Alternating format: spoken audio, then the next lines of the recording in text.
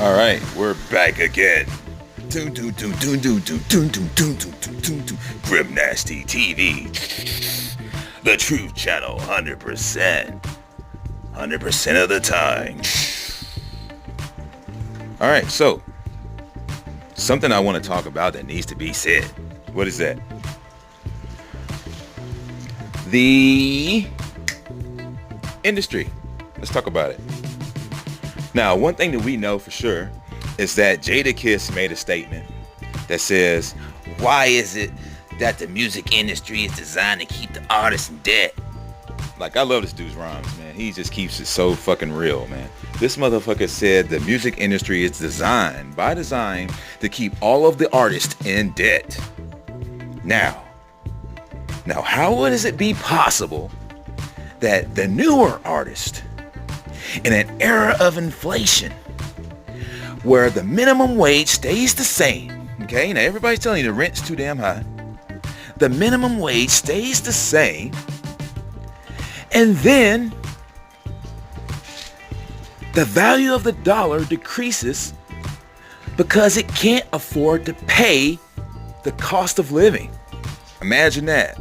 Now, we know when the locks were popular, it was like maybe 15 years ago, maybe even 20 years ago when they was popular. All right? Maybe 2000 something, 2001, something like that. All right? He said that shit was designed to keep the artists in debt. You think that they wouldn't progress into something even worse by now? Would be beyond the typical human minds of understanding. Let's check it out. This guy's a producer. There's a good high probability that if he wanted to rock literally maybe about $2 million in white gold or gold and platinum around his neck and fingers, that it could be possible that this dude could afford it, fleecing all of the artists and taking a lion's share versus 5 cents a CD. All right? Now that's plausible. This dude's plausible. Jay-Z's plausible. He started his own label. Now let's take a look at some of these low-level artists.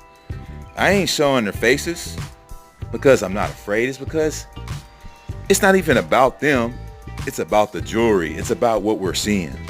Now, how is it possible that in 2019, during a horribly inflated dollar, that a record deal will simply suffice, and 9 times out of 10, when you're a dope boy in a bando, in a goddamn trap house, you're getting trapped in a trap house. They see you, motherfucker, snitch, and it's over. Like, nobody's going to prison for 30 years for somebody else. I'm sorry. You're gonna snitch. You're gonna tell.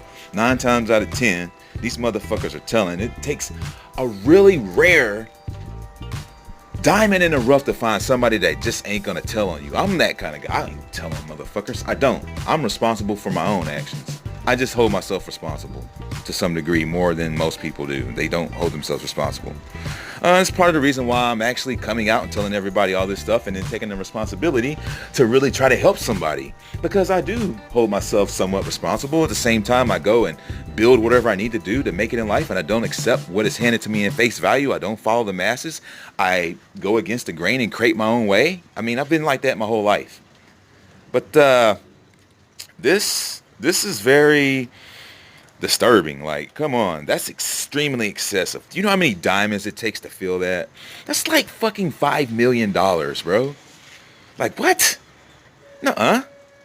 This is like a $10 million. This is like a $10 million necklace, bro. Over here. Now, Soulja Boy is slightly more plausible than some, but he was only an artist. He only put out Riff Raff for a short while and a few others he put on, but he never really became Puff Daddy. He didn't become We the Best or any of those other guys. He's just regular Soulja Boy, and ever since the very beginning, he's always had what it appeared to be millions and millions and millions of dollars at his disposal, and it's not very likely that he's getting it off of record sales. This dude has fallen off, and this is a new picture, okay?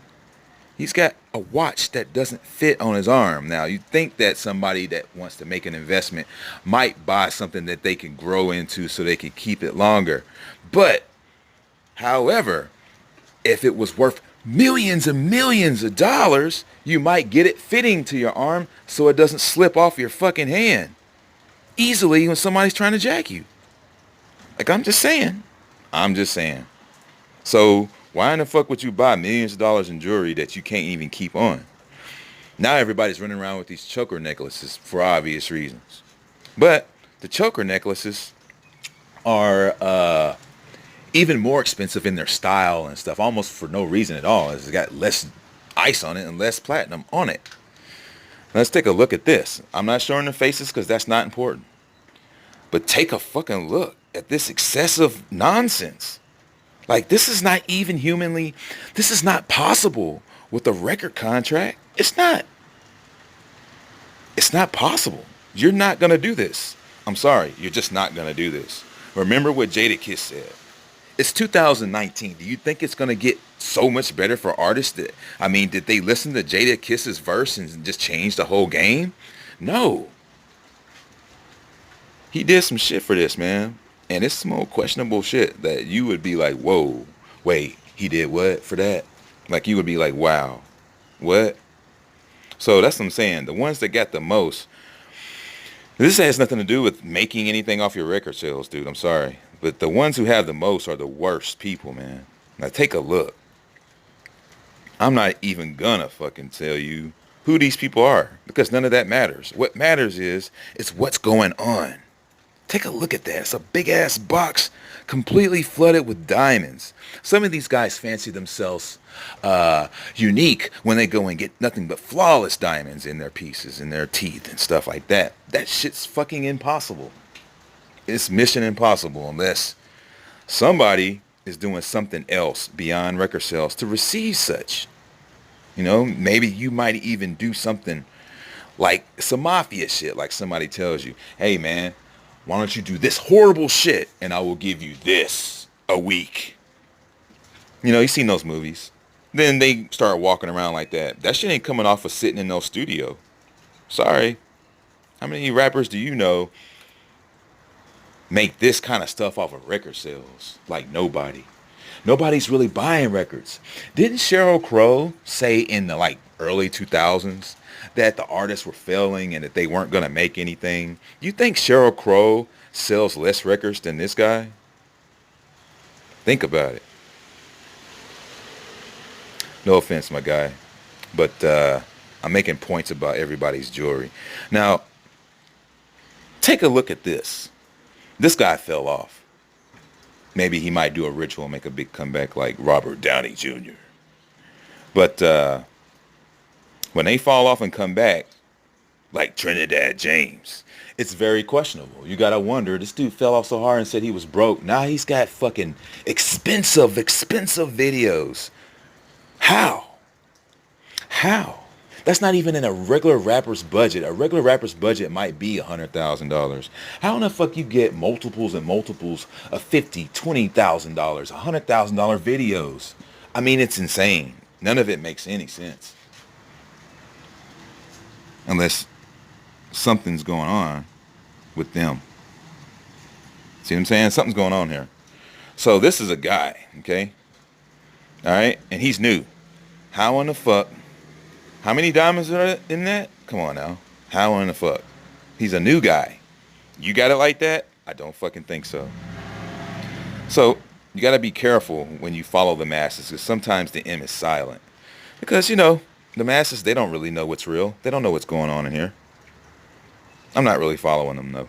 But that's a good word to the wise. Now let's check out what's going on here. It would be plenty plausible that the height of the career of this man having hits on the radio could result in a lot of 5-cent record sales per copy of an album, which would not result in this purchase here. It would not. If your first album did pretty good and you're with multiple people in your group, you can't really do stuff like this. If your second album flops, you're definitely not doing this later on because it would be a bad investment. Would you still be smiling? See what I'm saying? It ain't about record sales. Let's take a look. A new artist that made 1 mil on a deal is blowing 1 mil, maybe more, on excessive amounts of jewelry. Look at this dude. He's, oh my gosh, yes. But take a look though. Golly, really? The new artist got a mountain of cash to blow just on jewelry when they've got plenty of it. Okay, so that about wraps it up for this episode, folks. But I think you can understand here what's going on. And when I say that there is a mass, shameful conspiracy happening, because you know that there's kids in the street that can't even get $1 off the top of this. And if we drive past them, the older versions of these people in the streets will be shunned down by us, and we might even tell them to get a job. Maybe if they get a job, they might measure up to something.